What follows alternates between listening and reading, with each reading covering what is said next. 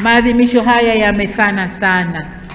Tumekuwa na wiki nzima ya shughuli hizi, na kila pembe ya Tanzania kulikuwa kuna jambo linatokea. Kwa hiyo tujipongeze wa Tanzania, mwaka wetu huu tumeutendea haki.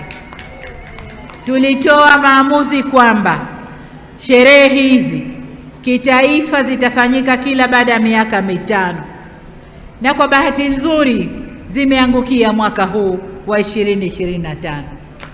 Kwa maana hiyo nyingine zitafanyika mwaka 2030, wakati mimi naachia ngazi na mwachia kijiti mwingine.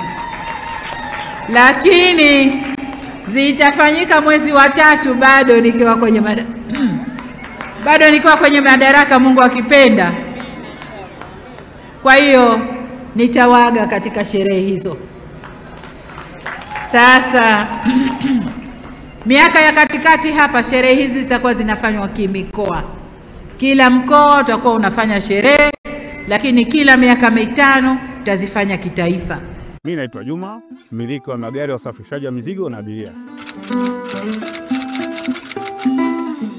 Natumia Bima Pap kwa sababu inaruhusu kuweka TIN namba yangu wakati wa kununua bima.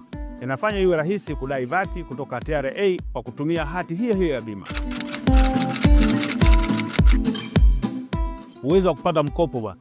Hii inasaidia sana kugharimia mambo mengine ya uendeshaji hata kama bajeti inabana. Tumia Bima Pap kwa kupiga *150*51 alama ya reli, au kwa WhatsApp tuma neno Bima Pap kwenda namba 0764166066 ujipatie bima. Bima Pap, urahisi wa maisha.